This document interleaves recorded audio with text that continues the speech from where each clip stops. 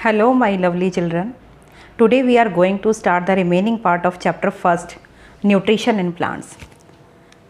Last video में हमने बात की थी फोटोसिंथेसिस मोड ऑफ न्यूट्रिशंस के बारे में, जिनमें हमने ऑटोट्रॉफिक प्लांट्स के बारे में और हेट्रोट्रॉफिक प्लांट्स के बारे में भी बात की थी। आज हम हेट्रोट्रॉफिक प्लांट्स की अनदर कैटेगरीज के बारे में बात करेंगे। मोड ऑफ ऑब्टेनिंग फूड के बेसिस पर हेट्रोट्रॉफिक प्लांट को दो कैटेगरी में डिवाइड किया गया है, जो पूरी तरह से नॉन ग्रीन होते हैं, जो दूसरे प्लांट्स या एनिमल्स के ऊपर डिपेंड करते हैं अपने न्यूट्रिशन के लिए या फूड के लिए। ये हेट्रोट्रॉफिक प्लांट्स की कैटेगरी कौन सी हैं?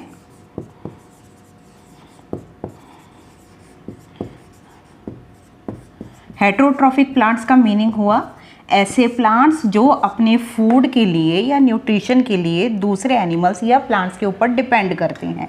इनको दो कैटेगरी में डिवाइड किया गया है, दो ग्रुप्स में डिवाइड किया गया है। एक का नाम है पैरासाइट और दूसरे ग्रुप का नाम है सैप्रोफाइट।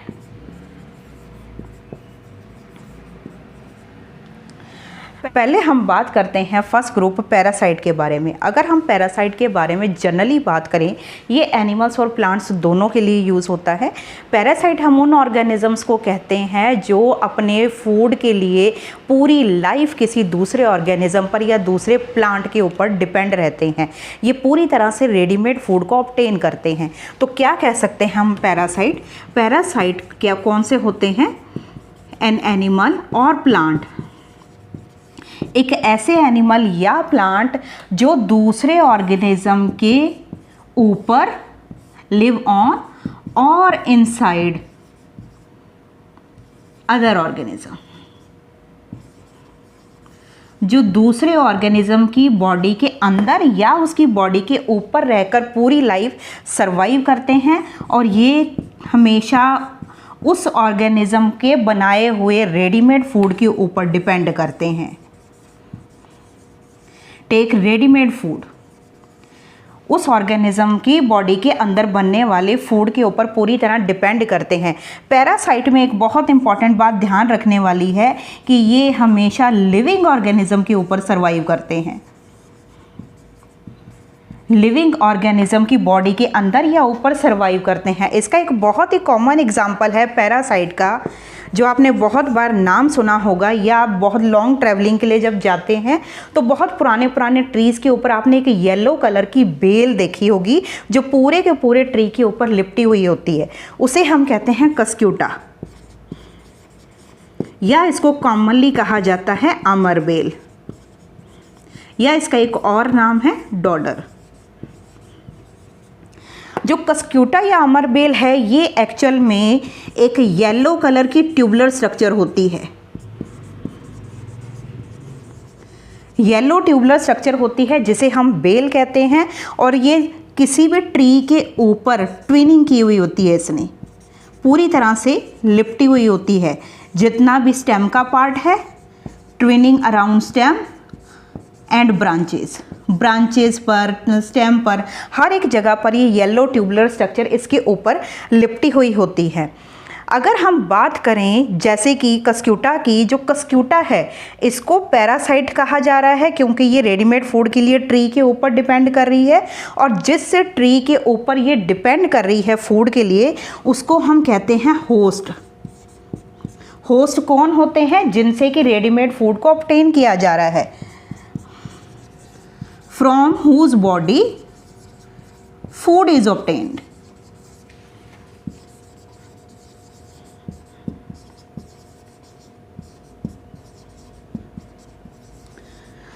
जिसकी बॉडी से न्यूट्रिशन लिया जा रहा है उसको हम होस्ट कहते हैं, यानी ट्री को होस्ट कहेंगे, कस्क्यूटा को पैरासाइट कहेंगे। जो कस्क्यूटा होता है, अगर हम देखें एक रफली, अगर हम देखें कि मान लीजिए ये एक ट्री का स्टेम है, इसके ऊपर इस तरह से इसने ट्विन किया हुआ है, इस तरह से इसके ऊपर क्लाइंब किया हुआ है अमर बेल ने, तो हम देखेंगे कि जहाँ जहाँ पर ये ट्री के स्टेम को या ब्रांचेस को टच कर रही है, वहाँ पर इस तरह की आपको कुछ रूट्स जैसी स्ट्रक्चर दिखाई देती हैं, जिनको हम कहते हैं सकिंग रूट्स।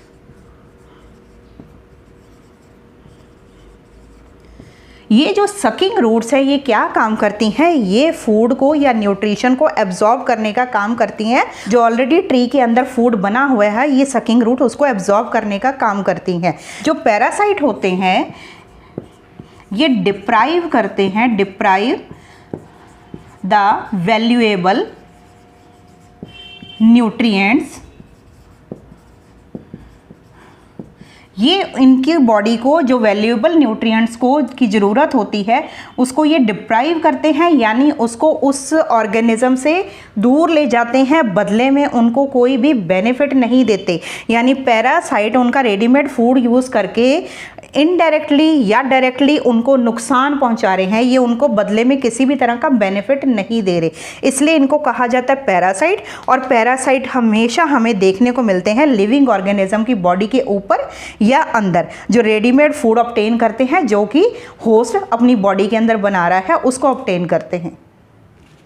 पैरासाइट के बाद हम सेकेंड ग्रुप हेटेरोट्रॉफिक प्लांट्स के सेकेंड ग्रुप की बात करते हैं, सेप्रोफाइट। जो ये सेप्रोफाइट होते हैं ये डेड ऑर्गेनिक मैटर के ऊपर सर्वाइव करते हैं, डेड और डिकेइंग मैटर के ऊपर, जो कि एनिमल्स और प्लांट्स का रिमेन होता है। सेप्रोफाइट भी एक्चुअल में नॉन ग्रीन प्लांट्स होते हैं जो अपना फूड खुद नहीं बना सकते क्योंकि इनकी बॉडी के अंदर क्लोरोफिल प्रेजेंट नहीं होता। ये अपने फूड के लिए डिपेंड करते हैं डेड एंड डिकेइंग मैटर पर।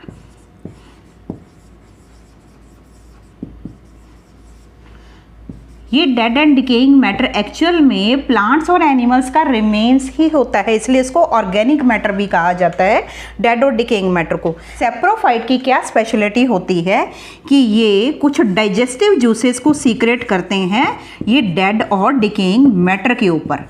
जो भी डेड और डिकेइंग मैटर है, जो सड़ा गला हुआ मैटर है, ऑर्गेनिक मैटर, उसके ऊपर डाइजेस्टिव जूसेस सीक्रेट करते हैं और उसको कन्वर्ट कर देते हैं सोल्यूशन फॉर्म में।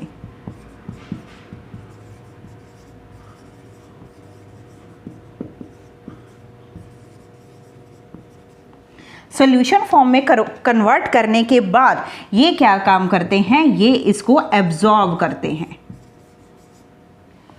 जबकि पैरासाइट लिविंग ऑर्गेनिज्म के ऊपर रहकर उनका रेडीमेड फूड ऑब्टेन करते हैं और सेप्रोफाइट ये डाइजेस्टिव जूसेस सीक्रेट करके ऑर्गेनिक मैटर जो सड़ा गला है उसको कन्वर्ट कर देते हैं सॉल्यूशन फॉर्म में और उसके अंदर से जितना भी न्यूट्रिशन है जो उनकी बॉडी को रिक्वायर्ड है उसको एब्जॉर्ब कर लेते हैं। इसके अगर हम कुछ एग्जाम्पल देखें तो हमारी किचन के अंदर बनने वाली टेस्टी वेजिटेबल जो मशरूम है ये एक्चुअल में एक सेप्रोफाइट है। इसके अलावा किचन में हमने देखा होगा बहुत बार जब ब्रेड ख़राब होनी शुरू हो जाती है तो उसके ऊपर भी आपने कुछ थ्रेड लाइक स्ट्रक्चर देखी होंगी, उसको कहते हैं ब्रेड मोल्ड या यीस्ट भी एक सेप्रोफाइट है। अगर हम मशरूम की बात करें तो ये किस तरह के दिखते हैं, ये स्मॉल होते हैं और इनकी शेप कैसी होती है, अम्ब्रेला लाइक। ये अम्ब्रेला लाइक होते हैं और ये हमें हमेशा देखने को मिलते हैं रोटिंग वुड के ऊपर, और ये रोटिंग वुड भी डेड ट्री की होगी। जब रेनी सीजन में ये ट्री गलनी शुरू हो जाती है इन रेनी सीजन, तो क्या होता है कि ये मशरूम उनके ऊपर ग्रो करना शुरू कर देते हैं। ये एक सेप्रोफाइट हैं, ये भी रोटिंग वुड को सॉल्यूशन फॉर्म में कन्वर्ट करने के बाद इसको एब्जॉर्ब करते हैं। और जो ब्रेड मोल्ड है, अगर हम देखें काफ़ी दिनों तक आपकी ब्रेड बहुत दिनों की पड़ी हुई है, आप उसको थोड़ा सा मॉइस्ट करके अगर वार्म एरिया में कहीं भी रख दो तो कुछ दिनों बाद आप देखोगे कि जो ब्रेड मोल्ड है वो हमें ब्रेड के ऊपर कॉटन जैसी थ्रेड जैसी कॉटन के थ्रेड जैसी फॉर्म में दिखाई देती है। ये कैसे ब्रेड के ऊपर आ गया? एक्चुअल में जो ये ब्रेड मोल्ड एक जो ये फंगस है या सेप्रोफाइट है, ये क्या है कि ये एयर में हमेशा इनके स्पोर्स प्रेजेंट होते हैं। स्पोर्स एक्चुअल में ये सीड्स नहीं होते, ये सीड्स लाइक स्ट्रक्चर होते हैं। ये स्पोर्स हमेशा एयर में प्रेजेंट होते हैं। जैसे ही इनको ब्रेड के ऊपर इनको वार्म कंडीशन और वेट कंडीशन मिलती है, इनको फेवरेबल कंडीशन जैसे ही मिलती है तो ये उनके ऊपर ग्रो करके जर्मिनेट करना शुरू कर देते हैं, जिसकी वजह से हमें cotton like brown, green, black से इस तरह के आपको कलर की ब्रेड के ऊपर फंगस लगी हुई दिखती है। ये भी क्या काम करते हैं, ये ब्रेड के पीस को ये सॉल्यूशन फॉर्म में चेंज करके उसे अपना न्यूट्रिशन लेना शुरू कर देते हैं, जिससे हमारी ब्रेड खराब हो जाती है। और यीस्ट को आपने नॉर्मली देखा होगा बेकरी प्रोडक्ट्स में यूज़ करते हुए। ये भी एक फंगस है या एक सेप्रोफाइट है। जो मशरूम ब्रेड मोल्ड के अलावा आपने कुछ यूज़फुल और हार्मफुल फंजाई और भी देखी हैं, जैसे कि आप देखोगे कि रेनी सीजन में हमारे जितने भी लेदर की चीज़ें हैं, कुछ लेदर ऑब्जेक्ट्स जैसे कि आपकी जैकेट है या शूज़ हैं जिनको आपने अनक्लीन्ड छोड़ दिया, उनको क्लीन नहीं किया, आप देखोगे कि उनके ऊपर भी फंगस ग्रो कर जाती है। यानी ये फंगस है जो हमारी लेदर की चीज़ों को भी सोल्यूशन फॉर्म में चेंज करके इसको न्यूट्रिशन की फॉर्म में लेना शुरू कर देती हैं, जिससे हमारी लेदर की चीज़ें परमानेंटली ख़राब हो जाती हैं। इसके अलावा अगर हम कुछ और हार्मफुल फंजाई की बात करें तो आप देखोगे कि कभी कभी पूरी की पूरी क्रॉप पूरी डिस्ट्रॉय हो जाती है। ये पूरी की पूरी क्रॉप को भी डिस्ट्रॉय कर देते हैं। एक प्लांट से फंगस की कोई डिसीज़ शुरू होती है जो पूरी क्रॉप के अंदर आगे ये स्प्रेड होनी शुरू हो जाती है। या फिर आपने देखा होगा ह्यूमन बीइंग्स में कभी कभी हमारी स्किन के ऊपर आपको दिखाई देते हैं रेड कलर के सर्कुलर इची रैश, बहुत ज़्यादा वहाँ पे खारिश होती रहती है। ये जो स्किन पर होने वाली डिसीज़ है जो फंगस के कारण होती है, इसको हम कहते हैं रिंगवर्म, या इसका एक और नाम है डर्मेटोफाइटोसिस।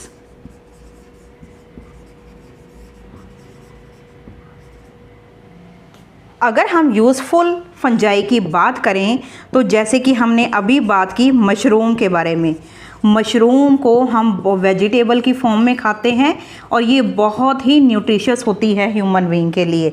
अगर हम यीस्ट की बात करें तो यीस्ट को यूज़ किया जाता है बेकरी प्रोडक्ट्स में, केक बिस्किट वगैरह बनाने में, या इसको यूज़ किया जाता है अल्कोहल बियर बनाने के अंदर। ये मशरूम और यीस्ट के अलावा एक और फंगस का आपने नाम सुना होगा, पेनिसिलियम। ये जो पेनिसिलियम है ये फंगस हमारे लिए बहुत इम्पॉर्टेंट है क्योंकि ये यूज़ की जाती है एंटीबायोटिक्स बनाने में, जो कि मेडिसिन के साथ दी जाती है। हमें डॉक्टर हमें मेडिसिन के साथ एंटीबायोटिक्स देते हैं जिसका नाम इसी के नाम पर दिया गया है, पेनिसिलिन। ये हमारे लिए कुछ यूज़फुल और हार्मफुल फंजाई हैं। हाँ जी, अब हम बात करेंगे इंसेक्टिवोरस प्लांट्स की। इंसेक्टिवोरस प्लांट्स किसे कहते हैं? जैसा कि नाम से ही पता लग रहा है कि जो प्लांट्स अपने न्यूट्रिशन के लिए इंसेक्ट्स पर डिपेंड करते हैं उनको हम इंसेक्टिवोरस प्लांट्स कहते हैं। ये जो इंसेक्टिवोरस प्लांट्स होते हैं एक्चुअल में ये ग्रीन प्लांट्स ही होते हैं। ग्रीन प्लांट्स है मीन्स इनके अंदर क्लोरोफिल प्रेजेंट है, इनके अंदर फोटोसिंथेसिस का प्रोसेस भी होता है, पर फिर भी इनको इंसेक्टिवोरस प्लांट्स या कार्निवोरस प्लांट्स क्यों कहा जाता है? ये जो ग्रीन प्लांट्स हैं ये जिस सॉइल के अंदर ग्रो होते हैं उनके अंदर ये नाइट्रोजन की इनको डेफिशिएंसी हो जाती है। सॉयल से इनको प्रॉपर नाइट्रोजन नहीं मिल पाती। इस नाइट्रोजन की डेफिशिएंसी को पूरा करने के लिए ये इंसेक्ट को ट्रैप करके उसको डाइजेस्ट करते हैं। आपने छोटी क्लासेस में भी इसका एक एग्जाम्पल पढ़ा होगा जिसको हम कहते हैं पिक्चर प्लांट। पिक्चर प्लांट के बारे में बात करने से पहले अगर हम लीफ के बारे में, नॉर्मल स्ट्रक्चर उसके बारे में बात करें तो जो लीफ है, जो ये आपको ब्रॉड पार्ट लीफ का दिखाई दे रहा है, इसको हम कहते हैं लेमिना, और जो ये आगे वाला पार्ट है इसको हम कहते हैं एपेक्स। पिक्चर प्लांट में क्या होता है कि ये जो लेमिना है ये मॉडिफाई हो जाता है। इसमें जो लेमिना मॉडिफाई होने के बाद ये चेंज हो जाता है ट्यूब जैसी स्ट्रक्चर में। ट्यूब जैसी स्ट्रक्चर में चेंज होने के बाद इसमें ईजिली इंसेक्ट को ट्रैप किया जा सकता है। अगर हम रफली इसका डायग्राम बनाएं तो ये कुछ इस तरह का दिखाई देता है। जो ये लीफ का एपेक्स वाला पार्ट है ये इस तरह ऊपर लिड बनाने का काम करता है, ये लिड बनाता है। और ये है नीचे वाला पार्ट, इसको हम ट्यूबलाई को पिक्चर कह सकते हैं। ये प्लांट्स जहाँ पर ग्रो करते हैं वहाँ नाइट्रोजन की कमी होती है, इसलिए इनकी स्ट्रक्चर भी इसी तरह बनी होती है कि पिक्चर के अंदर इस तरह डाउनवर्ड डायरेक्शन में कुछ हेयर लाइक स्ट्रक्चर्स होती हैं। जैसे ही कोई इंसेक्ट इस पिक्चर में गिरता है, ये लिड ऑटोमेटिकली क्लोज हो जाता है। क्लोज होने के बाद क्या होता है कि ये इन हेयर के अंदर इंसेक्ट एंटेंगल्ड हो जाता है, उसके अंदर से बाहर नहीं निकल पाता इंसेक्ट। ये जो पिक्चर की जो वॉल्स हैं पिक्चर प्लांट की, इन वॉल्स में से कुछ डाइजेस्टिव जूसेस सीक्रेट किए जाते हैं।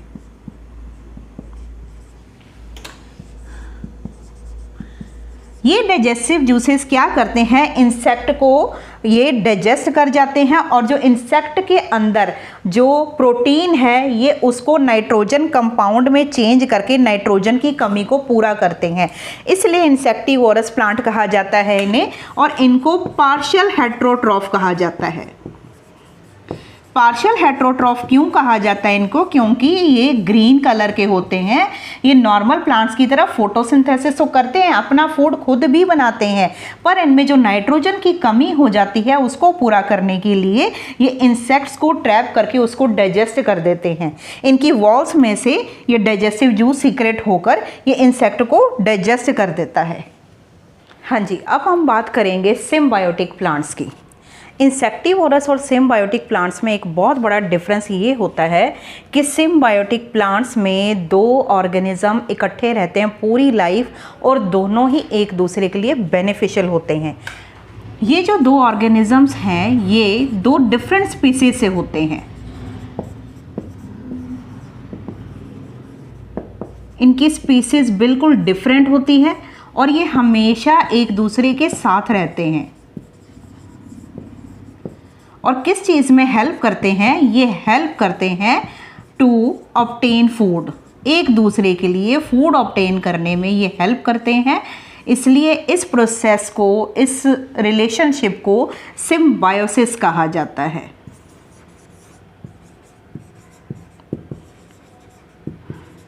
इसका एक बहुत कॉमन एग्जाम्पल है सिम्बायोटिक प्लांट्स का, जिसमें दो डिफरेंट स्पीसीज के कुछ ऑर्गेनिज्म इकट्ठे रहते हैं। उनमें से एक का नाम है लाइकेन। लाइकेन के अंदर दो डिफरेंट स्पीसीज कौन सी होती हैं, इसमें एक एल्गा, एल्गा हम सिंगुलर को कहते हैं, हमने एल्गी के बारे में पढ़ा था, एल्गा हम सिंगुलर को कहेंगे। एक एल्गा होता है और इसमें, और एक फंगस। जैसा कि आप जानते हो कि जो एल्गा है ये ग्रीन कलर का होने के कारण ये फोटोसिंथेसिस का प्रोसेस शो करता है। इट मीन्स कि ये फूड प्रिपेयर करने का काम करता है। और जो फंगस है, जैसा कि आप जानते हो कि फंगस एक सेप्रोफाइट है, और ये क्या काम करता है, ये वाटर और मिनरल को एब्जॉर्ब करने का काम करता है।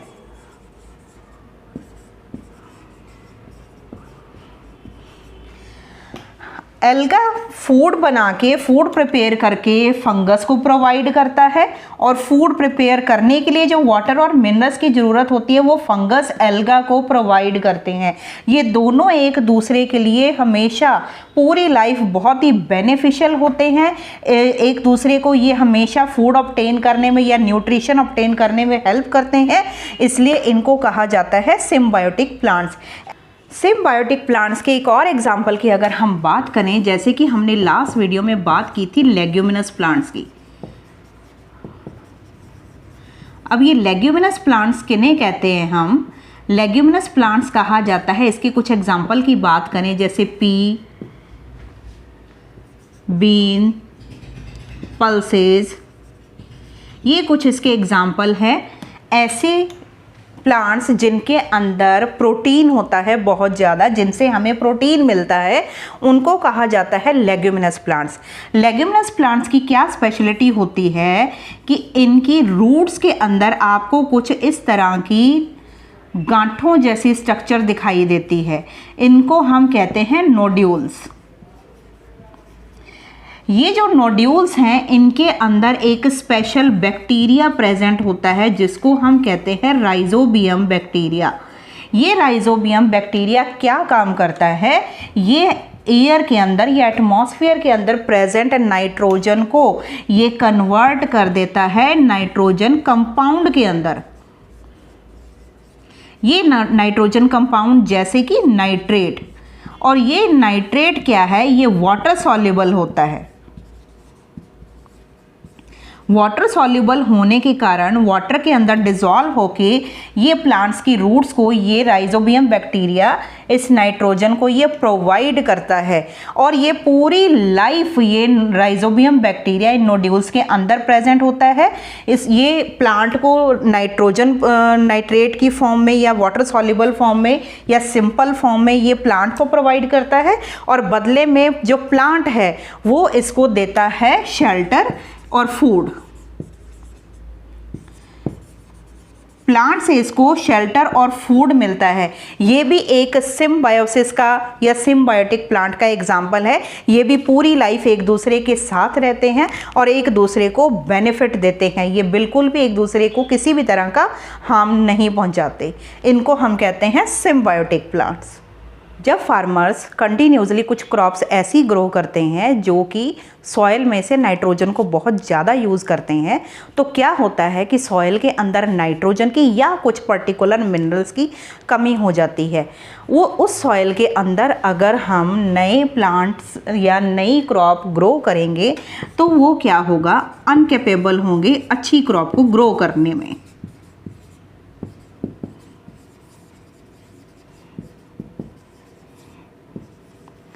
गुड क्रॉप को, अच्छी क्रॉप को ग्रो नहीं कर पाएंगे हम उस सॉइल के अंदर, क्योंकि उसके अंदर मिनरल्स की या नाइट्रोजन की डेफिशिएंसी हो जाती है। जो सॉइल है वो डेफिशिएंट हो जाती है, मिनरल्स की कमी हो जाती है। तो हम इन न्यूट्रिएंट्स को सॉइल के अंदर किस तरह रिप्लेनिश कर सकते हैं, यानी दोबारा उस सॉइल को कोई क्रॉप अच्छी ग्रो करने के लिए हम इन सारे मिनरल्स को दोबारा कैसे फुलफिल कर सकते हैं या कैसे ऐड कर सकते हैं। तो पहला मेथड है बाय एडिंग फर्टिलाइजर्स। आपने बहुत बार क्रॉप को ग्रो करते टाइम फार्मर्स को देखा होगा कि वो कुछ चीज़ें टाइम टू टाइम ऐड करते हैं। कुछ स्प्रेज हैं या कुछ ड्राई फॉर्म में आपने देखा होगा कि वो ऐड करते हैं। उनको हम कहते हैं फर्टिलाइज़र्स। ये दो तरह के होते हैं। एक फर्टिलाइज़र होता है यूरिया, इसका नाम आपने बहुत कॉमनली सुना होगा, वाइट से कलर का होता है जो फार्मर्स क्रॉप फील्ड के अंदर यूज़ करते हैं। जो यूरिया है इसमें सिर्फ नाइट्रोजन होता है। अगर सॉइल के अंदर सिर्फ नाइट्रोजन की कमी होगी है तो यूरिया डालने से, एक पर्टिकुलर अमाउंट में ये यूरिया डालने से नाइट्रोजन की कमी को पूरा किया जा सकता है। या फिर कुछ ऐसे फर्टिलाइजर्स होते हैं जिनके अंदर 3 मेन इंपॉर्टेंट मिनरल होते हैं जिनको कहा जाता है एन, नाइट्रोजन, पी से फॉस्फोरस,